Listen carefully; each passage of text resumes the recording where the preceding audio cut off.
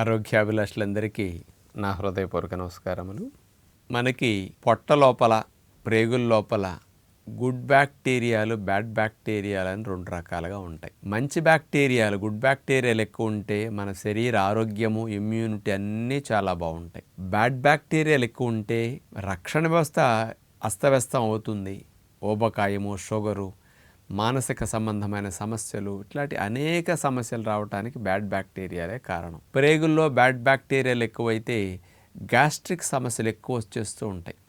అల్సర్లు, పేగుపోతలు, ఎసిడిటీ ఇట్లాంటి ఎక్కువగా రావటానికి కూడా, పోషకాలు ఒంటికి పట్టకుండా దొడ్లోకి పోవటము, తిన్నది అరక్కపోవటానికి కూడా ప్రేగుల్లో ఉండే హాని కలిగించే బ్యాక్టీరియాలు. అలాంటి హాని కలిగించే బ్యాక్టీరియాల్లో హెచ్ పైలోరీ బ్యాక్టీరియా అనేది చాలా మందిలో ఈ మధ్య కనపడుతూ ఉంది. ఈ హెచ్ పైలోరీ బ్యాక్టీరియా మోతాదుకు మించి మన శరీరంలో ఎక్కువైనప్పుడు వచ్చే గ్యాస్ట్రిక్ సమస్యలన్నిటికీ చక్కటి పరిష్కారానికి ఫాస్టింగ్ ది బెస్ట్ సొల్యూషన్ అని చెప్పొచ్చు. దానికి రకరకాల మందులు వాడుతూ ఉంటారు. మళ్ళీ కొన్నాళ్ళు పోయాక మళ్ళీ రిపీట్ అవ్వటము, ఆ బ్యాక్టీరియాలు పెరిగిపోవటము, ఇక మందులు పనిచేయకుండా కూడా కొంతమంది వదిలేస్తూ ఉంటారు. ఇక అలాంటిది ఎందుకంటే మందులు వాడేసరికి వాటికి ఇమ్యూనిటీ పెరిగిపోయి ఇంకా వాటి సామర్థ్యాన్ని అవి పెంచుకోగలుగుతున్నాయి. అలాంటి బ్యాడ్ బ్యాక్టీరియాలని, హెచ్ పైలోరీ లాంటి వాటిని తగ్గించుకోవటానికి మరి ఫాస్టింగ్ ఎలా ఉపయోగపడుతుంది? ఫాస్టింగ్ అంటే పొట్టకి సెలవు. మీకు ఆదివారం సెలవు కదా, సెకండ్ సాటర్డే, సండే సెలవు కదా.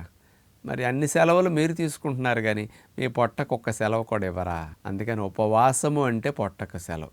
ఆరోగ్యానికి మంచిది పొట్ట మార్చండి అంటే జనాలు ఎవరు వినరు అని మన పూర్వీకులు, మన ఋషులు, మన బలహీనత దేవుడు కాబట్టి దేవుడి పేరు చెప్తే ఆటోమేటిక్గా పొట్ట మార్చేస్తారని శనివారం ఉపవాసం పేరు పెట్టి సెలవు ఇప్పించారు. అట్లా జీర్ణకోశానికి సెలవు పెట్టినప్పుడు ఆ హెచ్ పైలోరీ బ్యాక్టీరియాలు ఎలా తగ్గిపోతాయి, ఎలా చంపబడతాయి అంటే ఎప్పుడైతే మనం ఫాస్టింగ్ స్టార్ట్ చేసామో అప్పుడు ఇన్సులిన్ లైక్ గ్రోత్ ఫ్యాక్టర్ అని రిలీజ్ అవుతుంది. అట్లాగే టీ సెల్ ఫ్యాక్టర్ 7 ఇలాంటివన్నీ యాక్టివేట్ అవుతాయి.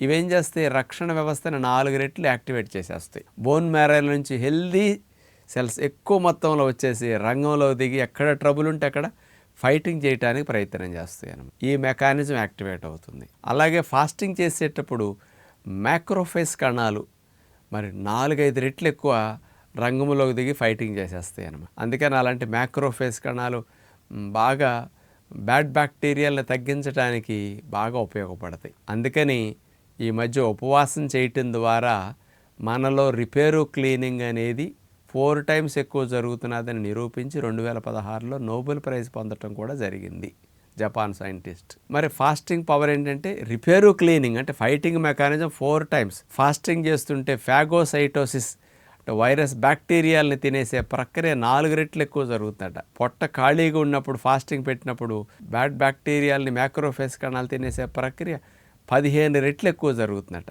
మరి అలాంటి మెకానిజం అంతా మీకు యాక్టివేట్ అవుతుంది. కాబట్టి పొలము దున్ని ఎండ కడితే పొలము సారవంతమైనట్టు, పొలానికి బలం పెరిగినట్టు, మరి కలుపు మొక్కలు పోవటానికి, క్రిములు చచ్చిపోవటానికి, దిగుబడి ఎక్కువ రావటానికి మరి పొలం ఎండగట్టడం ఎట్లాంటి మెకానిజం?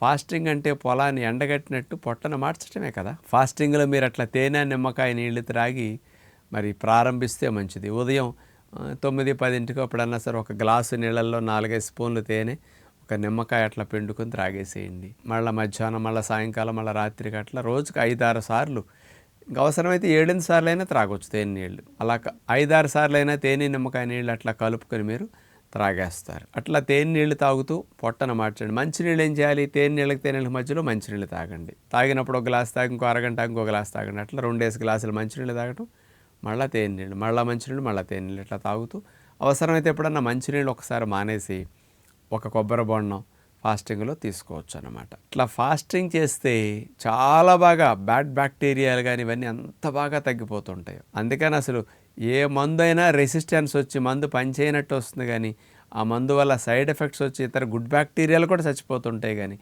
ఫాస్టింగ్లో ఓన్లీ టార్గెట్ బ్యాడ్ బ్యాక్టీరియాల మీద చేస్తుంది బాడీ. మంచి బ్యాక్టీరియాలు, చెడ్డ బ్యాక్టీరియాలు ఏవైనా సెపరేట్ చేసుకునే విచక్షణ మన రక్షణ వ్యవస్థకు ఉంటుంది. అది మందుకు ఉండదు.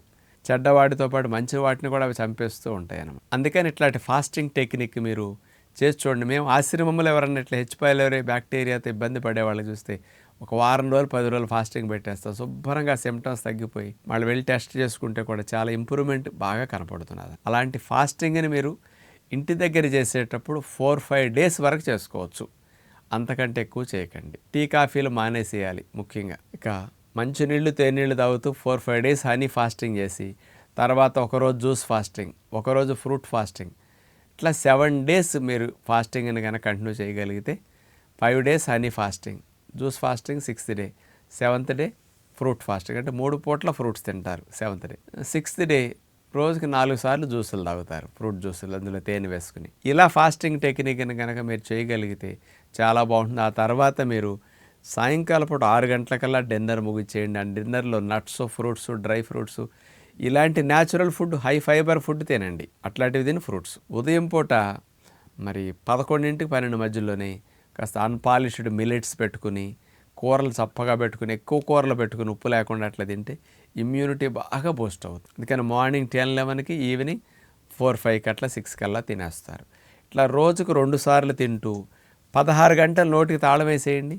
ఆ గ్యాప్లో గుడ్ బ్యాక్టీరియాలు పెరుగుతాయి, బ్యాడ్ బ్యాక్టీరియాలు బాడీయే చంపేసుకుంటుంది అనమాట.